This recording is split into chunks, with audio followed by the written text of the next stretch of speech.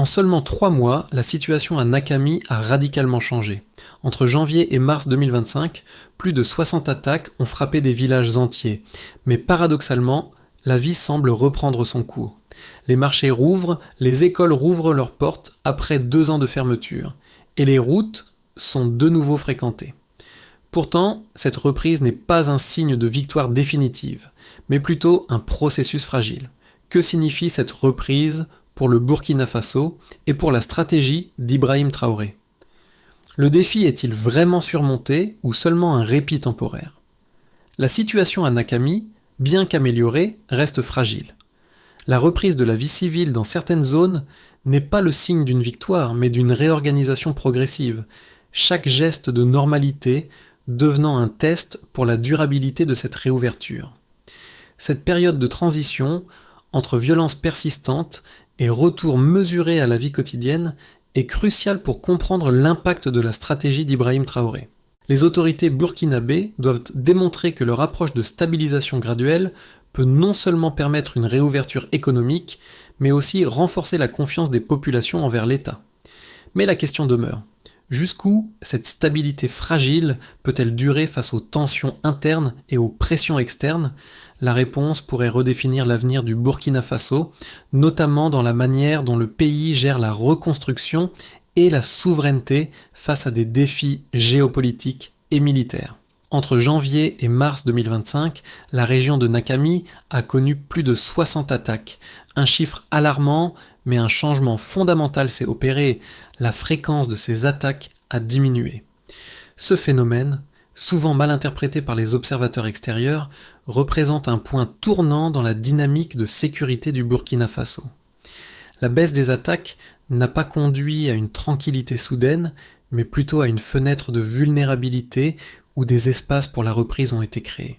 Les marchés ont rouvert timidement, les écoles ont repris et les familles ont commencé à revenir progressivement, testant le terrain. Cependant, cette reprise est conditionnelle.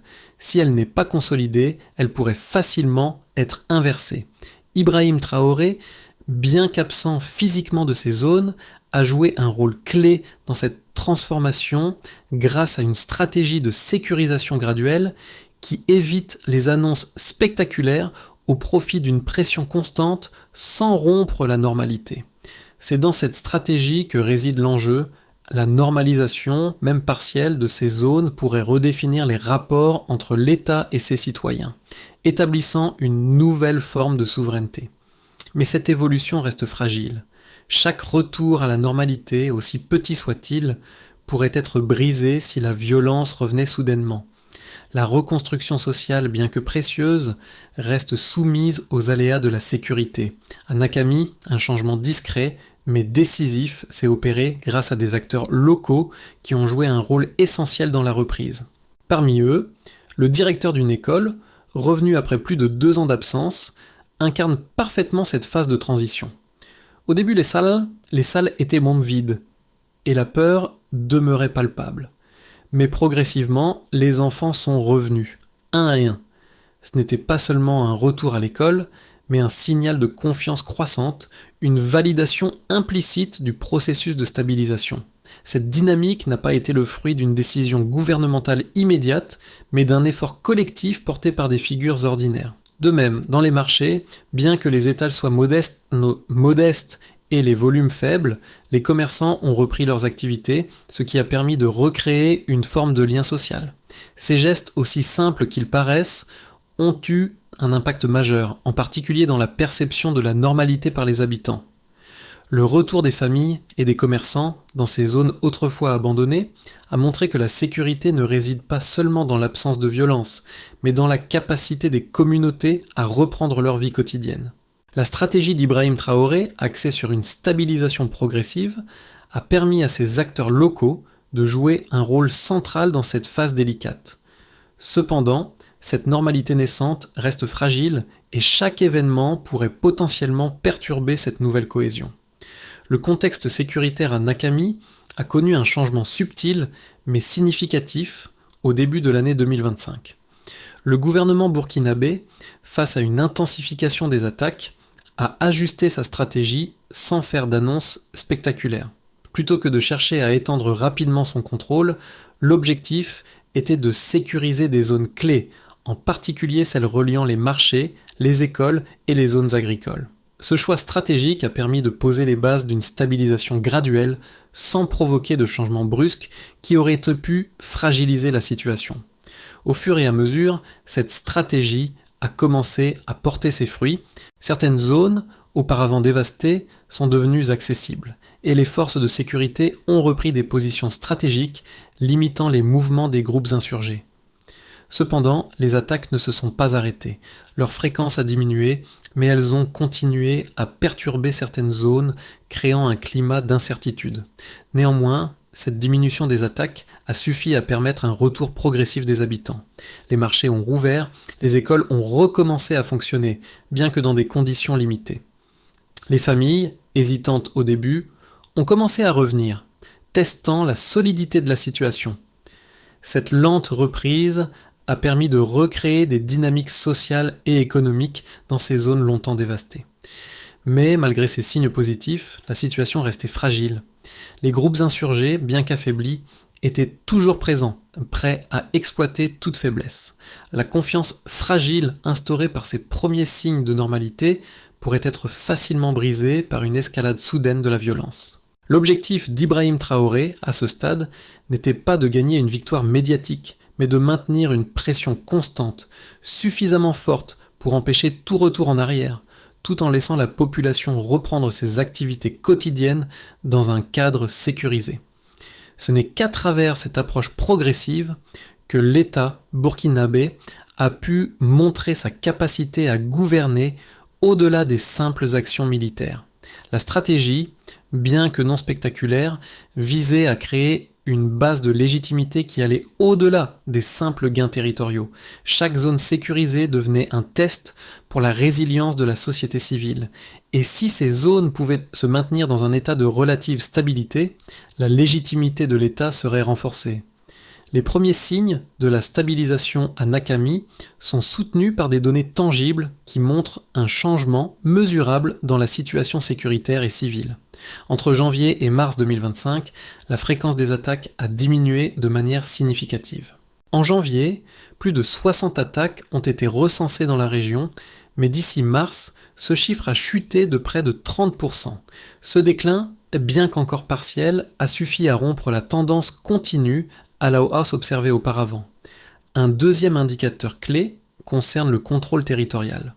En janvier, seulement 58% du territoire burkinabé était sous contrôle étatique.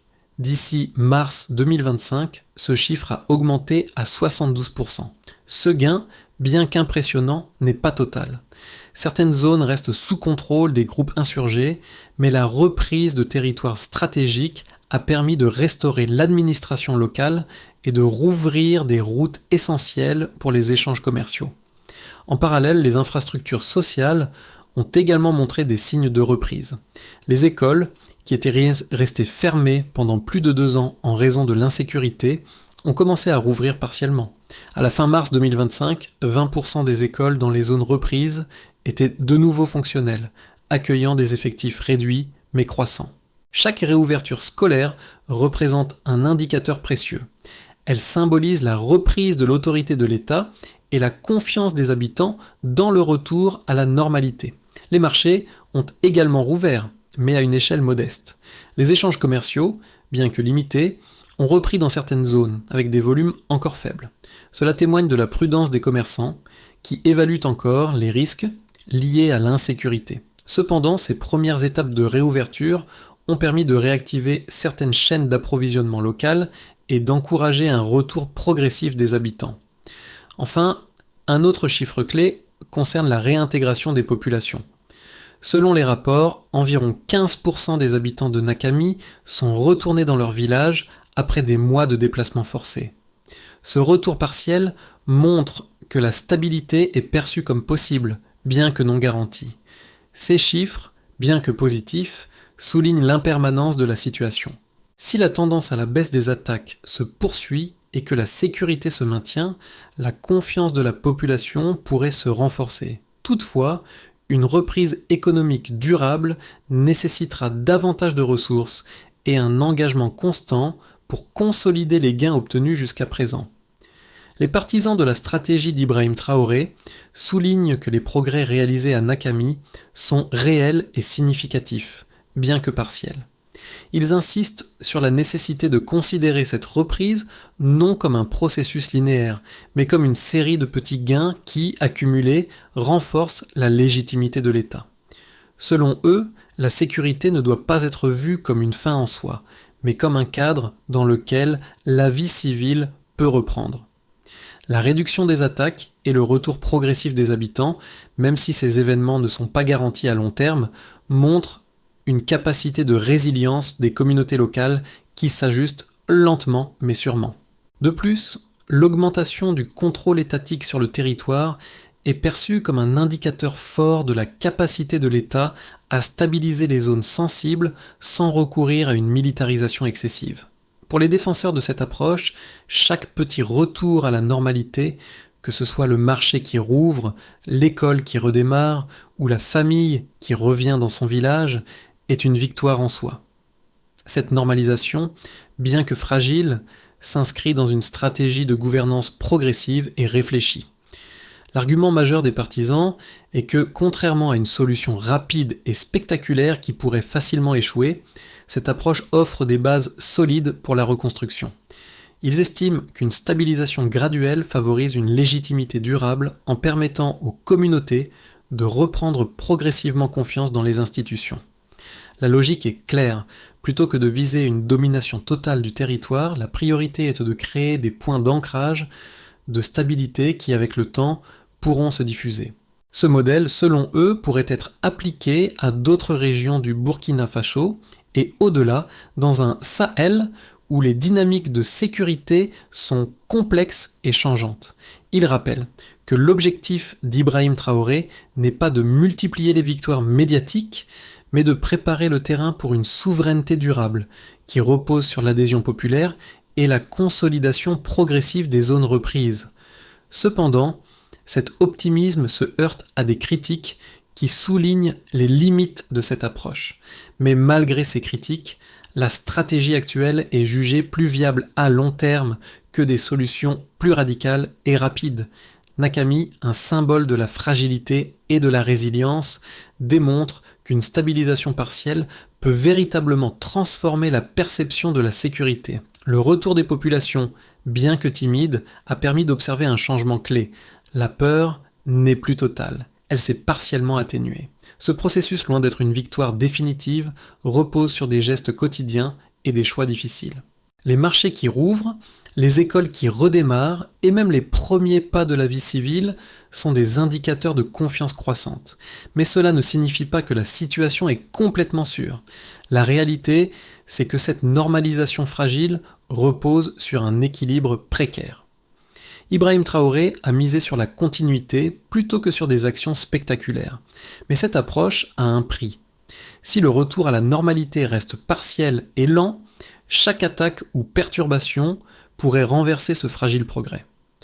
Le véritable test réside dans la capacité des autorités et des communautés locales à maintenir cette stabilité naissante, sans illusion ni faux semblants.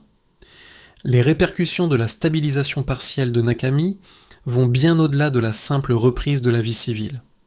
Dans un premier temps, les retours timides des habitants ont permis d'établir une nouvelle dynamique de confiance. Cependant, ce processus n'est pas seulement social ou économique, il affecte directement la relation entre les autorités burkinabées et les populations locales. Le retour des marchés et des écoles est perçu non seulement comme un signe de normalisation, mais aussi comme un renouveau de la légitimité de l'État. Chaque geste quotidien, qu'il s'agisse d'ouvrir un commerce ou d'envoyer un enfant à l'école, devient un acte de défi face à l'insécurité persistante, mais aussi un facteur de renforcement de la stabilité. Sur le plan économique, bien que les volumes d'échanges restent faibles, les petites reprises d'activité témoignent d'une résilience des communautés locales. La circulation sur certaines routes, autrefois fermées, a également facilité une reprise progressive des échanges commerciaux, offrant aux habitants un accès renouvelé aux ressources essentielles. Cependant, ces progrès sont fragiles. Si la violence venait à ressurgir dans ces zones, toute cette dynamique pourrait s'effondrer rapidement. la stratégie d'Ibrahim Traoré, fondée sur une stabilisation graduelle, mise sur la continuité plutôt que sur des résultats immédiats. Mais pour que cette dynamique soit durable, il faudra que la pression sécuritaire soit maintenue de manière constante, sans tomber dans l'excès. La coopération entre l'armée régulière et les volontaires pour la défense de la patrie devient donc essentielle pour maintenir cette pression tout en évitant les tentatives de reconquête brutale des zones sécurisées. En parallèle, l'engagement des autorités locales à garantir la continuité des services publics, même à petite échelle, renforce cette dynamique fragile. Les écoles réouvertes, bien que modestes, symbolisent le retour d'une forme d'autorité de l'État, un retour qui devient d'autant plus significatif que les communautés locales sont désormais les premières responsables de leur propre sécurité. Cette évolution crée un cercle vertueux. Chaque progrès, même minime, légitime un peu plus l'État et son rôle protecteur. Cependant, cette normalisation partielle ne doit pas masquer les risques. La fragilité de la situation reste évidente, et un seul événement perturbateur pourrait remettre en question tout le processus. Dans les 6 à 12 mois à venir, la situation à Nakami pourrait évoluer de 3 manières distinctes. Le premier scénario envisage une continuation de la tendance actuelle, une stabilisation lente mais progressive, renforcée par une pression sécuritaire constante et une implication plus forte des autorités locales.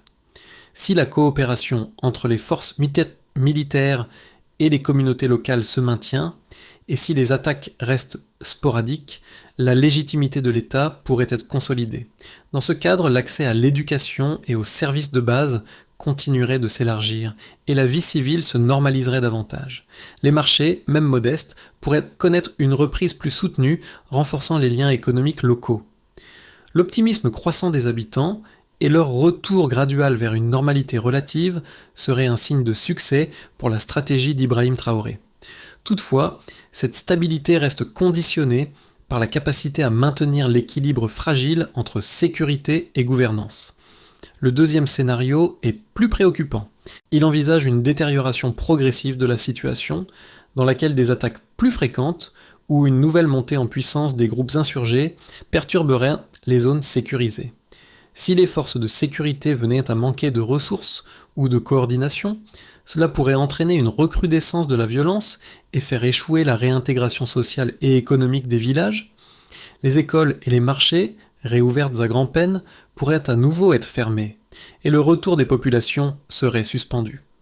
Une telle régression nuirait non seulement à la confiance des habitants, mais minerait également la légitimité de l'État. Ce scénario, bien qu'indésirable, n'est pas improbable si l'État ne parvient pas à maintenir une pression suffisante sur les insurgés. Enfin, un troisième scénario plus optimiste envisage une expansion contrôlée de la stabilisation. Si les forces burkinabées renforcent leur capacité à sécuriser de nouvelles zones tout en maintenant une présence régulière et visible, cela pourrait engendrer une normalisation accélérée. Des infrastructures clés, telles que les écoles et les routes, seraient réhabilitées plus rapidement et le secteur commercial pourrait redémarrer plus vigoureusement. Les retours civils se feraient à une échelle plus large, avec une augmentation notable de la population locale. Toutefois, cela nécessiterait non seulement une sécurité continue, mais aussi un soutien logistique et économique extérieur afin d'éviter tout effondrement potentiel du système. Chaque scénario dépendra de facteurs externes et internes, mais le principal défi reste la capacité de l'État à maintenir une stratégie cohérente et à gérer les ressources limitées de manière efficace. La stratégie actuelle, axée sur la continuité et la patience, pourrait être mise à l'épreuve dans ces mois cruciaux. Pour les habitants de Nakami, la situation actuelle est un test de résilience. Après des mois de conflits et d'incertitudes, la possibilité de retrouver une vie normale, même partielle, représente une forme de victoire personnelle. Pourtant, cette victoire n'est pas totale et reste fragile. Pour les jeunes générations qui n'ont connu que la violence et le déplacement, ces signes de normalité, comme la réouverture des écoles ou des commerces, ne sont pas simplement des événements, mais des symboles d'espoir. Cependant, pour beaucoup, il demeure un sentiment de scepticisme. Ce retour à la vie quotidienne est-il durable ? Les parents, les enseignants et les commerçants sont les premiers à tester cette stabilité, et chaque petit progrès est perçu comme un signe positif, mais chaque régression alimente aussi l'inquiétude. Ils savent que leur quotidien dépend de l'équilibre fragile entre sécurité et développement. Pour les observateurs extérieurs, la situation à Nakami pose une question plus large. Peut-on réellement atteindre une stabilité durable dans un contexte aussi chaotique ? La réponse pourrait avoir des répercussions sur l'ensemble de la région du Sahel, où des défis similaires se posent dans des pays voisins. Nakami n'est pas qu'un laboratoire pour le Burkina Faso, c'est aussi un test pour la résilience des sociétés face à la violence et à l'incertitude. Les politiques publiques, tant locales qu'internationales, devraient prendre en compte cette dynamique de transition, avec la conscience que chaque action peut influencer le retour à la paix durablement, au-delà des statistiques, des données économiques ou des rapports de sécurité. Ce sont les vies humaines, les choix quotidiens des familles et des communautés, qui détermineront si cette reprise fragile peut se transformer en un avenir plus solide. Pour assurer la pérennité de la stabilisation à Nakami, plusieurs étapes doivent être franchies avec rigueur et précision. La première priorité est de maintenir une pression sécuritaire constante sur les zones sensibles.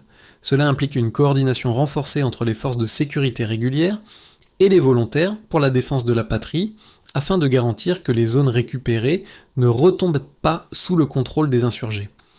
La deuxième étape cruciale consiste à renforcer la présence de l'État à travers des services publics réguliers, même à petite échelle.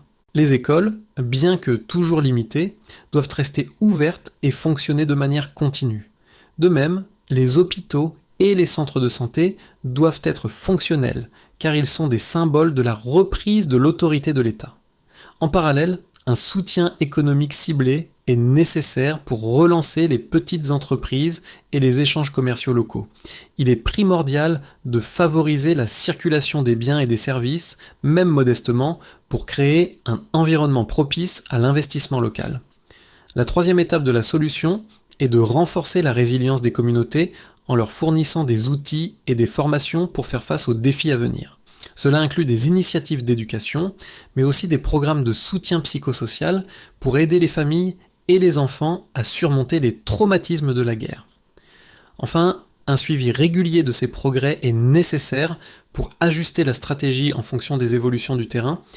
Si ces étapes sont menées à bien, la stabilisation à Nakami pourrait devenir un modèle pour d'autres régions du Burkina Faso et même pour d'autres pays du Sahel qui cherchent à reconstruire après des périodes de violence intense. Le chemin parcouru à Nakami est marqué par des gestes quotidiens qui, bien qu'invisibles à première vue, portent un poids immense. La réouverture des écoles et des marchés, ces symboles de la reprise de la vie civile, sont des signes clairs que la peur recule, même si elle n'a pas disparu. Ces actions, comme le retour d'un enfant à l'école ou la réouverture d'un commerce, ne sont pas simplement des retours à la normalité, mais des déclarations de résilience face à l'adversité. Chaque famille, chaque individu qui choisit de revenir, de reconstruire, le fait avec la conscience que cette normalité est fragile, mais elle existe. C'est dans cette fragilité même que réside la véritable force de la reprise. Ne pas se laisser submerger par les épreuves, mais continuer à avancer pas à pas. Le rôle d'Ibrahim Traoré dans ce processus a été de permettre à ces petits gestes de prendre racine, de laisser la société se reconstruire lentement, sans précipitation. Ce n'est ni un miracle, ni une garantie, mais un processus qui repose sur des actions quotidiennes. À Nakami, la véritable question n'est pas si la normalité reviendra, mais si elle pourra durer et grandir, comme un arbre fragile qui commence à pousser dans un sol encore instable.